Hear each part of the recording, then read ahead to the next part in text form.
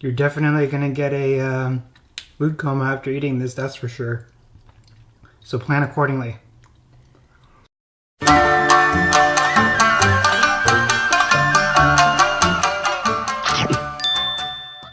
Hey guys, what's going on? So we're gonna do a dish today called Nikujaga. Literally translated, that means meat and potatoes.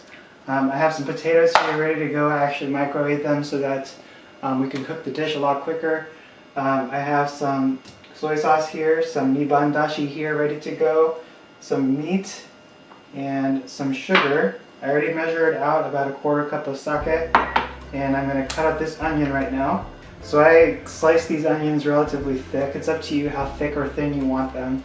These are about a quarter-inch thick. So the next thing that we're going to do is measure out the soy sauce, the shoyu. I need about a quarter cup, so it's a quarter cup shoyu, a quarter cup of sake, and about a tablespoon of mirin. Okay, so now we're going to go ahead and cook the beef. This is about a 3/4 of a pound of meat. And once we brown the meat a little bit, we're going to add all of the onion.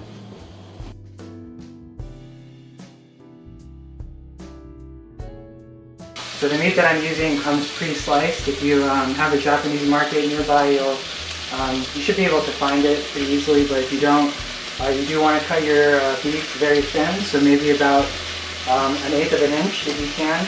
And this cut that I'm using is a chuck, so it's pretty fatty and it has a lot of flavor. So now that my beef has browned a little bit, I'm going to go ahead and add in the onions. Alright guys, so the onions have cooked down a little bit more. They're about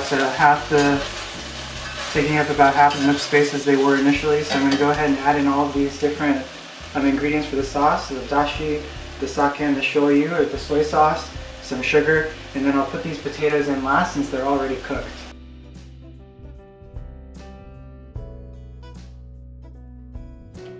Okay, so after you mix all the ingredients, what you want to do is put on the potatoes. And I'm actually going to just use about 3 cups worth today. Alright, so once you add the potatoes in there, what you can do is just put the lid on and leave it slightly open, and then just let it simmer for about 30 minutes to an hour. Hey, what's up? So it's been about an hour, and my Nikujaga is smelling fantastic. Makes the whole house smell like stew. So I have some rice I just served. It's about a little over a cup. And turn down the heat. One thing to be careful about is not agitating or stirring this very much, because the potatoes will break apart and it will cause the broth to get a little bit cloudy and starchy, so you don't want to do that. So if you don't like it too soupy, you can always reduce it further, and that'll just concentrate the flavor. But I like to have a little broth in my Nikujaga, so that's the way that I make it. But if you like it a different way, definitely try it out that way. And guess what my favorite part of Nikujaga is? It's not the potato, it's not the meat, it's the onion.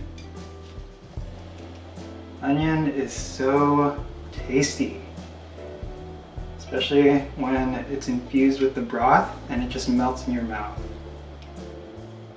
So good. And one of the other things that I like to also put on is shichimi, which is it's a pepper. If you've never had it before, it has seven ingredients, and that's why it's called shichimi. It adds a little bit of a kick. Alternatively, you could use ichimi, which is just one pepper, it's one ingredient. And also within the Nikujaga itself, some people like to put shirataki noodles, where you can put other vegetables like carrots I've seen, maybe even sugar peas or snap peas or snow peas, whatever you want really, but I like it pure and simple. So meat, potatoes, onion, and then the broth, and I am good to go. So I like to eat it with a spoon. It's much easier than using chopsticks. And here's some of the shichimi pepper. Just put a little bit of that on.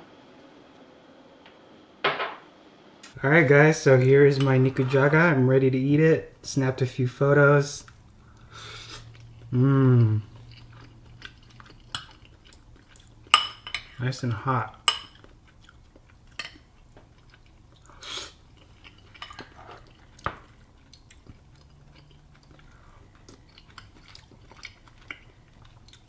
Delicious.